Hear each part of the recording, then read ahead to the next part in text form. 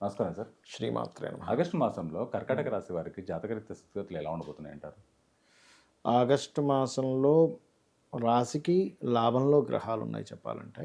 So, కొంచెం లాభసాటిగానే ఉంటుంది life అనేది. అంటే కొంచెం సక్సెస్ రేట్ అనేది పెరుగుతుంది చెప్పాలంటే. ఎందుకంటే ఇక్కడ అష్టమ శని ఉండేది కూడా వక్రించింది. కొంచెం వర్క్స్ లేట్ అవుతాయి. That is different thing. But finally success అయితే ఉంటుంది. ఈ రాశి వారికి మనీ సంబంధించిన విషయాలు ఎలా ఉండబోతున్నాయి అంటారు? ఫైనాన్షియల్‌గా అయితే 15వ తేదీ నుంచి ఇంప్రూవ్‌మెంట్స్ ఉంటాయండి. ఎందుకంటే ఓన్ హౌస్‌లోకి సన్ వస్తున్నాడు. అందులో పర్టిక్యులర్‌గా ఆరోగ్యానికి సంబంధించిన, మెడికల్ రిలేటెడ్, రాజకీయ సంబంధించిన రాజకీయ కాంట్రాక్ట్స్, క్రియేటివ్ రిలేటెడ్ ఇట్లాంటి వాటికి మరింత బాగుంటుంది చెప్పాలంటే. అలాగే ఈ రాశి వారికి ఎడ్యుకేషన్ అండ్ హోమ్ సంబంధించిన విషయాలు ఎలా ఉండబోతున్నాయి అంటారు? ఎడ్యుకేషన్ రిలేటెడ్ సంబంధించినటువంటి విషయాల్లో కనుక చూసుకుంటే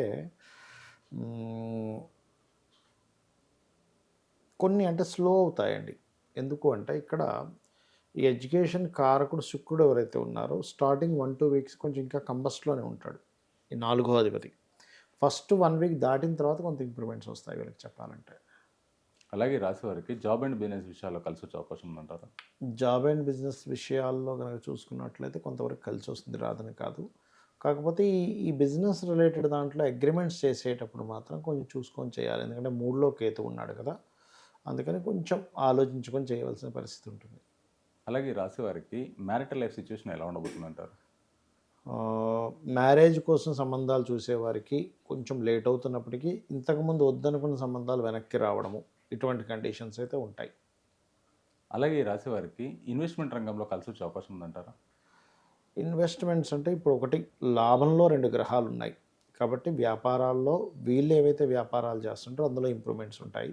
అయితే కొత్తగా ఎవరైనా వ్యాపారాలు ప్రారంభించాలి అని అనుకుంటే కనుక అసలు వాళ్ళ జన్మజాతకంలో ఏ గ్రహం ధనయోగం ఇస్తుంది అనేదాన్ని కంప్లీట్గా తెలుసుకొని ఎంటర్ అవ్వాలి. అప్పుడు ఆటోమేటిక్గా వాళ్ళకి కలిసి రావడం జరుగుతుంది.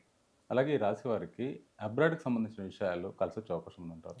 అబ్రాడ్ విషయంలో అంటే ఒకటండి, అబ్రాడ్కి వెళ్ళడం కంటే అబ్రాడ్ నుంచి ఇండియాకి వద్దాం అనుకుంటారు కొంతమంది, రిటర్న్ వచ్చి మళ్ళీ తర్వాత వెళ్దామని. అటువంటి వాటికి చాలా బాగుంది చెప్పాలంటే. అలాగే ఈ రాశి వారికి ఏదైనా అపాయం కానీ ప్రమాదం కానీ పొంచి ఉండే అవకాశం ఉందంటారా? ఒకటండి, భాగ్యరాహువు, తృతీయ కేతువు. తృతీయ కేతువు ఉన్నందుకు అగ్రిమెంట్స్, కాంట్రాక్ట్స్, అన్నదమ్ములతోని లేదా ఏదైనా గాసిప్స్ వల్ల ఇబ్బంది పడడం ఇటువంటివి మెయిన్గా చూపిస్తుంది.